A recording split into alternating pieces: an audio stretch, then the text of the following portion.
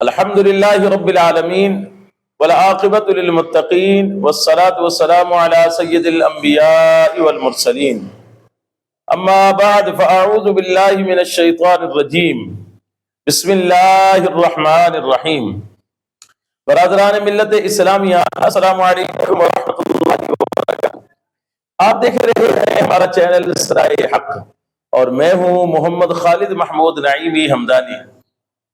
میرے محترم صدائے حق چینل کے سامعین و ناظرین، رمضان المبارک کا آخری عشرہ چل رہا ہے اور آخری عشرے کی رحمتیں اور برکتیں تمام عالم اسلام کے مسلمان لوٹ رہے ہیں۔ خلاصۃ القرآن کے پروگرام کے ساتھ آپ کی خدمت میں حاضر ہوں۔ آج آپ دوستوں کے سامنے قرآن پاک کے 23ویں پارے کا خلاصہ بیان کیا جائے گا۔ میرے محترم سامعین و ناظرین، سورہ یاسین شریف جس کا آغاز 22ویں پارے کے آخر سے ہوا تھا، اسی سے ہی 23ویں پارے کا آغاز ہوتا ہے۔ سورہ یاسین کے اندر اللہ تبارک و تعالیٰ نے سب سے پہلے جو چیز بیان فرمائی وہ ایک بڑا ہی سبق آموز اور بڑا ہی خوبصورت جو ہے ایک قصہ، ایک واقعہ بیان فرمایا ہے، اور وہ واقعہ حضرت حبیب نجار کا ہے۔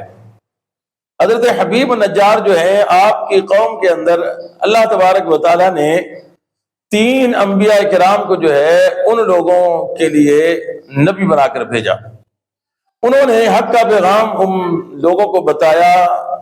اور تبلیغ کی دین کی، لیکن ان کی قوم نے جو ہے ان کا ساتھ نہ دیا، بلکہ ان کے خلاف سازشیں کی اور ان کو قتل کرنے کا منصوبہ بنا لیا۔ وہ ان کو شہید کرنے والے تھے۔ جب حضرت حبیب نجار کو پتہ چلا تو آپ بھاگے بھاگے آئے اور اپنی قوم سے کہنے لگے کہ تم کیسے بد نصیب لوگ ہو کہ یہ وہ لوگ ہیں جو تمہیں حق کا راستہ بتا رہے ہیں، یہ وہ لوگ ہیں جو تمہیں ظلمت کے اندھیروں سے نکال کر جو ہے وہ نور کی روشنی میں لانا چاہتے ہیں، یہ وہ لوگ ہیں جو تمہیں تاریکیوں سے نکال کر، کفر کی تاریکیوں سے نکال کر جو ہے ایمان کی روشنی میں لانا چاہتے ہیں، یہ تمہیں جو ہے وہ جہنم کے راستے سے ہٹا کر جو ہے تمہیں جنت کے راستے پر لانا چاہتے ہیں، اور تم جو ہے ان کو ہی قتل کر رہے ہو اور ان کو ہی نقصان پہنچا رہے ہو۔ تو انہوں نے حضرت حبیب نجار کا جو ہے کسی بات کا انہوں نے اثر نہ لیا، الٹا کیا کیا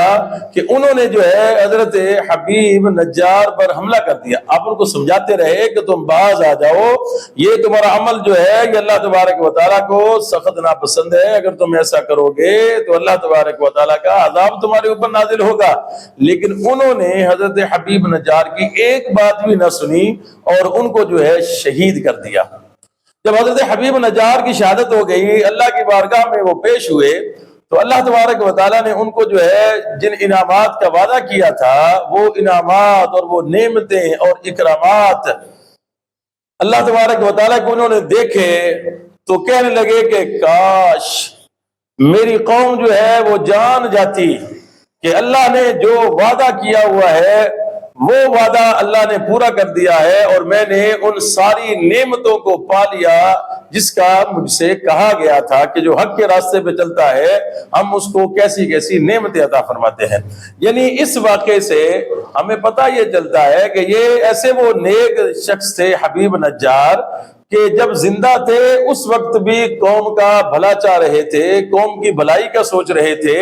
اور جب اللہ تبارک و تعالیٰ کی بارگاہ میں پیش ہو گئے تو اب بھی جو ہے وہ قوم کی بھلائی کا ہی سوچ رہے ہیں کہ اگر میری قوم کو پتہ چل جائے کہ جو وعدے اللہ نے کیے ہوئے ہیں وہ وعدے سچ ہو گئے ہیں اور وہ انعامات اللہ تبارک و تعالیٰ آخرت میں عطا فرماتا ہے تو پھر میری قوم جو ہے وہ برائی سے رک جائے۔ میرے محترم سامعین و ناظرین، پھر آگے چل کر جو ہے اللہ تبارک و تعالیٰ سورہ یاسین شریف کے اندر جو ہے اس چیز کا ذکر فرماتا ہے کہ ہم نے ہر چیز کو جو ہے وہ جوڑا جوڑا پیدا فرمایا ہے۔ ابتدا میں سائنسدانوں کی یہ تحقیق تھی کہ صرف انسان اور حیوان ان دونوں کو جو ہے وہ اللہ نے جوڑا جوڑا بنایا ہے، اس کے علاوہ باقی جو چیزیں ہیں وہ جوڑا جوڑا نہیں ہے۔ لیکن اب کی جدید تحقیق اس چیز کو ثابت کر رہی ہے کہ اس کائنات میں، اس زمین پر کوئی ایک چھوٹی چیز، ادنا چیز بھی جو ہے وہ بھی جو ہے جوڑے سے خالی نہیں ہے، بلکہ اللہ نے جو ہے ہر ایک چیز کو جو ہے وہ جوڑا بنایا ہے۔ پھر اس کے بعد آگے اللہ تبارک و تعالیٰ یہ فرماتا ہے کہ میرے لیے کوئی چیز ناممکن نہیں ہے، اگر میں کسی چیز کا ارادہ کرتا ہوں تو فقط کہتا ہوں کن ہو جا، تو وہ چیز جو ہے فوراً ہو جاتی ہے۔ اس لیے جب تمہیں موت آ جائے گی اور تمہاری ہڈیاں بھی گل سڑ جائیں گی تو میں فقط کن کہوں گا کہ ہو جا، اور تمہیں جو ہے دوبارہ زندہ کر دیا جائے گا۔ میرے محترم سامعین و ناظرین، پھر سورہ یاسین شریف کے بعد سورہ صافات کا آغاز ہوتا ہے۔ اس سورہ مبارکہ کے اندر اللہ تبارک و تعالیٰ نے بہت سارے انبیاء کرام کے واقعات ذکر فرمائے ہیں، اور خاص طور پر جو ہے اللہ تبارک و تعالیٰ نے حضرت سیدنا ابراہیم خلیل اللہ اور حضرت اسماعیل ذبیح اللہ علی نبینا وعلیہ الصلوۃ والسلام کا واقعہ بڑی تفصیل کے ساتھ بیان فرمایا ہے۔ جب اللہ تبارک و تعالیٰ نے حضرت ابراہیم علی نبینا وعلیہ الصلوۃ والسلام کو یہ حکم دیا کہ تم اپنے بیٹے اسماعیل علیہ السلام کو میرے راستے میں قربان کرو، تو حضرت ابراہیم علیہ السلام نے جو ہے اپنے بیٹے کے گلے پہ چھری چلا دی اور اللہ کے حکم کو جو ہے وہ سچ ثابت کر دیا۔ تو اللہ تبارک و تعالیٰ نے جو ہے ان کی اس قربانی کو قبول فرمایا، اور اسماعیل علیہ السلام کے بدلے میں اللہ تبارک و تعالیٰ نے جو ہے وہ آسمانوں سے جنتی مینا بھیجا، اور وہ ان کی جگہ پہ ذبح ہو گیا، اور اسماعیل علیہ السلام کو اللہ تبارک و تعالیٰ نے محفوظ رکھا۔ یہ وہ واقعہ ہے کہ جس سے ہمیں پتہ چلتا ہے کہ اگر اللہ تبارک و تعالیٰ کی طرف سے کوئی امتحان آ جائے، اور وہ کتنا ہی کڑا اور مشکل کیوں نہ ہو، لیکن جو اللہ والے ہوتے ہیں، جو اللہ سے محبت کرنے والے ہوتے ہیں، وہ اس امتحان کے اندر سرخرو ہوتے ہیں۔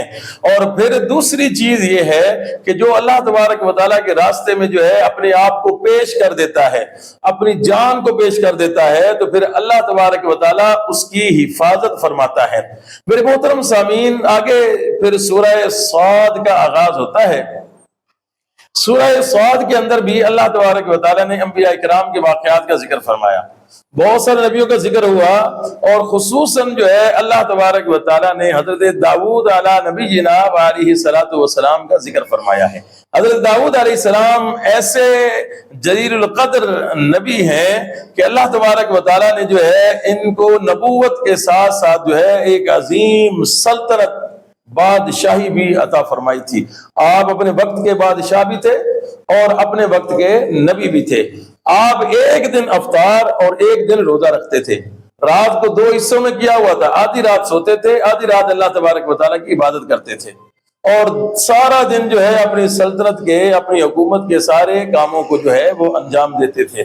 حضرت داؤد علیہ السلام، ان کو اللہ تبارک و تعالیٰ نے جو ہے وہ ذکر کرنے والا دل، شکر کرنے والی زبان اور سحر طاری کر دینے والی آواز عطا فرمائی تھی۔ حضرت داؤد علیہ السلام کو اللہ نے اتنی خوبصورت اور سحر انگیز آواز عطا فرمائی تھی کہ جب آپ اللہ تبارک و تعالیٰ کے کلام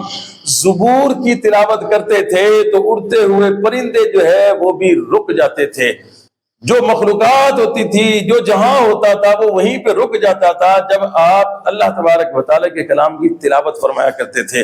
یہ آپ کے معجزات میں سے ایک معجزہ تھا اور آپ کی شانوں میں سے ایک شان تھی۔ پھر آگے اللہ تبارک و تعالیٰ نے اسی سورہ مبارکہ کے اندر حضرت ایوب علیہ السلام کا واقعہ بھی بیان فرمایا ہے۔ حضرت ایوب علیہ السلام بھی جو ہے یہ بھی بڑے اللہ تبارک و تعالیٰ کے جلیل القدر نبی ہیں، اور یہ حضرت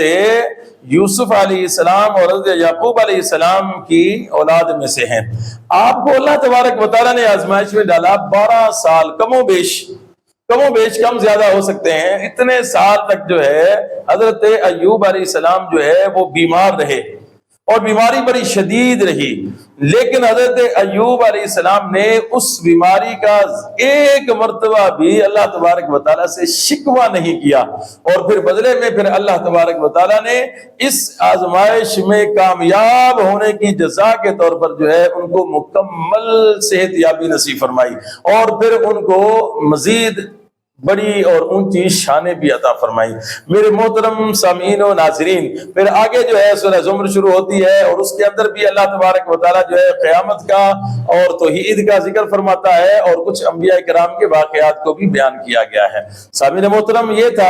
23ویں پارے کا خلاصہ جو آپ کے سامنے بیان کیا گیا۔ امید کرتا ہوں کہ آپ کو یہ پروگرام پسند آیا ہوگا۔ پروگرام اچھا لگے تو اسے صدقہ جاریہ کی نیت سے اپنے ساتھیوں کے ساتھ شیئر ضرور کیجیے گا۔ فی امان اللہ، السلام علیکم ورحمۃ اللہ۔